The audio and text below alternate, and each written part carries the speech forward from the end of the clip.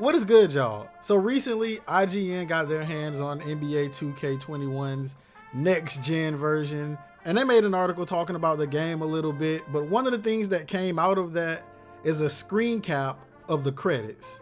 And in that screen cap is confirmed that we have a whole bunch of old characters going as far back to 2K14 and even 2K11 who are going to be making a return for NBA 2K21. And in this 2K21 next gen story, it's going to be called The Long Shadow, in which you'll have two paths to the NBA, either going to the G League or going through college.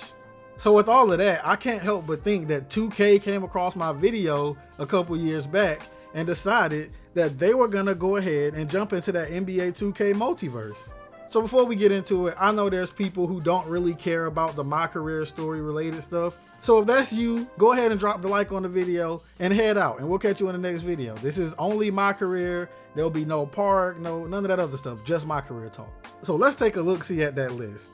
The first notable name is none other than Jackson Ellis. Of course it's gonna be Jackson Ellis. The first character that we had on this current gen, the first nemesis we had in 2K14, will be jumping to the next generation of console with us, Mr. Jackson Ellis. And at this point, that man, voice actor Will Blagrove, he a 2K legend, man. This man he's been in 2K for as long as some people been playing it. And going off of what I read, he'll probably end up being one of your teammates in the G League, but hopefully they leave him some room to make a comeback, like maybe as you go to the NBA, he gets called up too or something, because it would be a shame if they literally had this man just wasting away in the G League for all of these NBA 2K story years.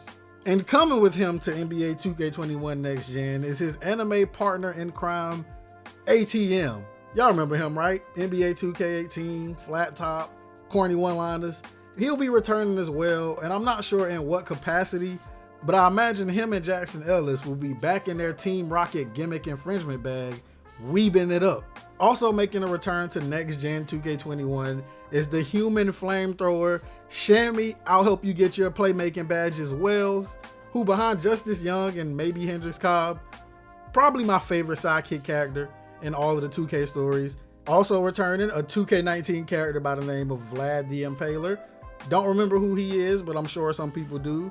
And after Vlad, we got the big guns, the guys who are gonna make or break this story, at least for me anyway, because these are the guys who, if you're doing this whole, bringing old characters back, these are the guys who gotta shine.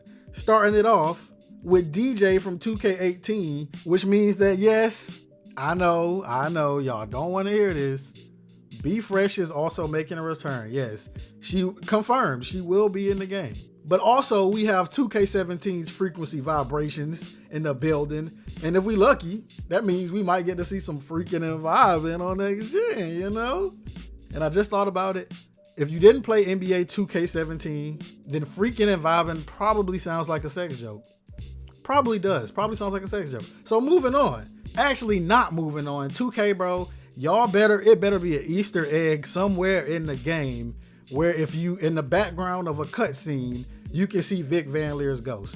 That's all I want. Just one little Easter egg on some Metal Gear type ish. Once in your life, make the story have some cool substance to it. But 2K19's AI will also be returning, as well as Shay from NBA 2K20.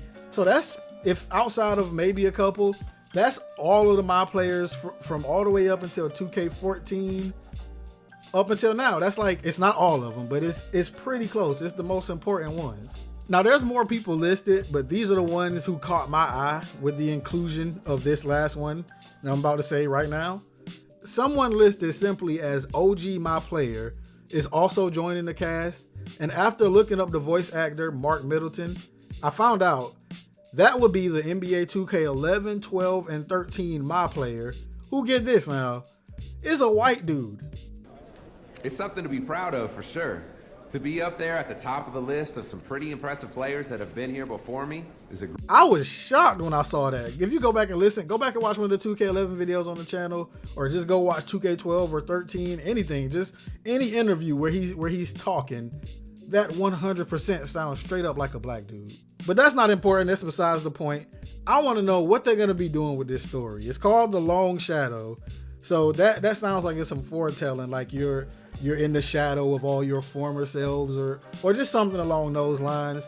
I want to see what they're gonna do, because on paper, this idea sounds fire, and it could be like you literally have all the old characters in the story. You could do so many cool things with that. No matter what they end up doing with this idea, at least they did it, because I personally never thought they would have done this, and I've been hoping that they did something, some kind of like crossover with the My Player and the old My Player for years, and they ended up doing this with like dang near all of them and a bunch of the supporting characters.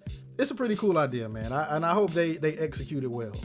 But that's all I got for y'all today, man. If you enjoyed the video, and if you hype for Be Fresh coming back, no, I'm playing.